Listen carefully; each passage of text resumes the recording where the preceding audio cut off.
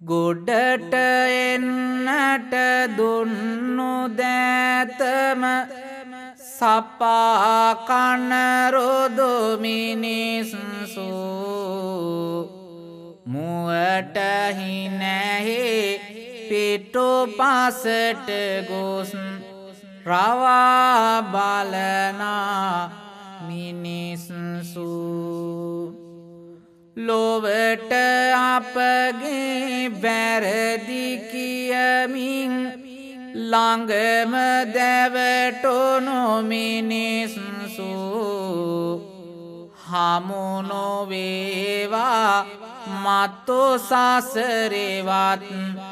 අපට එවැනි මිනිස්සු